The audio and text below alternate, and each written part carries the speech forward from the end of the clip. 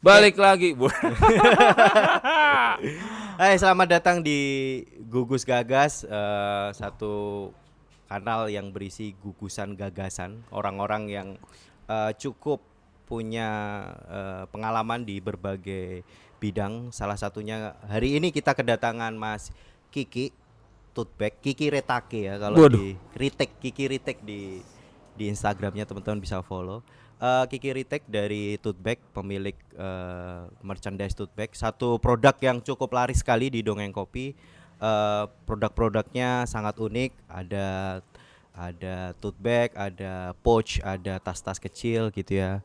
Halo Mas Kiki. Halo. Sorry ada lebah. Oke. Gimana kabarnya Mas? Sehat? Sehat, harus sehat lah, yang penting tadi habis berjemur gitu kayak udah ngerasa lebih fresh aja. Wih, ngeri tenan ya. Bisa ceritakan Mas soal tote bag, awalnya idenya, kemudian juga muncul sebagai produk, itu dimulai kapan, terus bagaimana sih kok bisa jadi satu merchandise yang sekarang banyak diminati oleh khususnya warga kerap dolan. Warga teman-teman yang sering mampir di Dongeng ini sebutannya warga kerap dolan. Oke. Ya, terima kasih teman-teman Kerep Dolan udah mengkonsumsi produk kami, Tote Bag. Tote Bag berawal dari film pendek saya. Judulnya Gue Lu. Gue lu. Itu 2013, dia ikut di festival namanya Psikologi Film Festival di Universitas Erlangga di Surabaya. ya benar, di Surabaya itu terus menang, dapat piala, dapat sertifikat, dapat duit. Duitnya ini nih yang paling penting, dapat duit. Terus habis itu ya kita standar lah ya, syukuran sama teman-teman tim kayak gitu-gitu. Duitnya sisa waktu itu, terus bingung tuh, sok-sokan bingung duit sisa. kebetulan waktu itu ada si Isrol gitu. Ya udah kenal Isrol lama kayak gitu-gitu. Dia usul, Ya. "Boy, kenapa nggak lu bikin merchandise tuh duitnya?" Merchandise gimana maksudnya? Ya merchandise film pendek lu lah, dia bilang gitu. Terus aku langsung, gila, keren banget ya, film punya merchandise gitu. Wah, pokoknya keren deh gitu. Aku belum tahu. Terus dia tapi pakai gambarnya apa ya gitu. Emang ya iya sih, maksudnya film kan runtutan gambar gitu kan yang bercerita gitu. Mesti dia akan pakai still image satu frame gitu terus langsung dicetak gitu di tote bag. Wah, kayaknya kurang asik gitu. Abis itu udahlah ngelihat bagaimana Isrol bekerja, terus bagaimana karakter Isrol. Wah, aku pakai aja itu metodenya gitu. Kayaknya stensilan oke nih gitu. Ya udah, tapi gue pengennya gambarnya elu, dia bilang kayak gitu. Hah, gue ngapain? Gua bilang gitu. Mukanya Mas Kiki maksudnya? Iya, dia pengennya gitu. Ngeri tenan ini. Penokohan udah Masa gue dijual, biasanya. Gue pengennya jual gagasan gitu. Jangan jual ininya, fisiknya gitu. Ya udah, ntar gue akalin. Bener tapi Mas, gambarku akhirnya madep belakang. Oh, kali pertama, oke. Kali pertama madep belakang dan itu dijual lagi. Semuanya ya, kita cetak postcard, poster, tote bag, kaos, sama stiker, dan semuanya dijual. Laku Mas, mukanya Mas Kiki dijual. Itu dia, bukan muka lagi coy, punggung. Belakang punggung. Punggung lagi, jadi kayak di depan komputer main mouse gitu, ceprot gitu. Udah cocok ya udah cocok. Manut lah, ada dia art director ya. Itu terus anjir kok laku ya. Jadi selama putaran jadi setiap aku putar film, diundang itu putar film. Setelah pas filmnya muter, itu tuh aku jaga lapak merchandise gue itu gitu. Baru setelah filmnya selesai, panitia tuh maju, "Mas Kiki, Q&A filmnya udah selesai gitu." Ya udah aku titip dagangan ya gitu sama yang jaga tiket gitu, aku masuk gitu. Selama 2 tahun Mas, mau putar di Jawa Timur, mau putar di Jogja, itu pasti aku akan jualan di depan. Sebelum, kalau jadi sutradara tuh pas Q&A aja gitu. Selebihnya ya kita berdagang lah. Ngeri tenan. Kayak Turba, turun ke bawah, langsung ke lapangan. Anjir, turba. Ya kayak gitu tuh. Jadi masih Awalan. belum pakai tim, ada yang Belum jaga belum. lapak gitu. Belum. Sampai berapa tahun Mas sampai kemudian bisa? Itu 3 tahun lah. Tapi sampai sekarang aku tetap tetap masih pengen langsung terjun di lapaknya itu gitu. Walaupun tetap udah ada yang jaga, tapi aku pengen ketemu orang-orangnya itu loh, karena itu lebih penting menurutku. Berinteraksi Ya, langsung dan ya. mendengar Benar. orang tentang karya tote bag ya Nah, Mas ya. insight itu yang penting. Ada hal yang menarik dari tote bag ini kan Mas ya, produk-produk tote bag ini sebagian besar ini jargon-jargon terus kampanye-kampanye yang menurut saya itu luar biasa. Satu yang menyentil gitu, ada juga yang bahasanya selengean tapi dia penuh makna gitu Mas ya. Itu misalnya kayak beberapa kan berani ajur itu hebat, itu kan plesetannya berani jujur itu hebat. Terus ada juga kalau di khususnya di dongeng kopi ya, itu sangat tersentil dan tertampar itu dengan satu jargonnya yang tulisannya adalah pecinta kopi sobek gitu ya. Jadi membangun positioning bahwa terserahlah kalian mau bilang kopi bla bla bla bla, harus specialty, harus seperti ini dan lain sebagainya, tapi saya ini pecinta kopi sobek gitu ya. Itu Kopi palsu iya, anjir. sorry pecinta kopi palsu gitu. Oh iya. Itu idenya dari mana Mas, atau waktu adalah ruang dan lain sebagainya itu, atau memang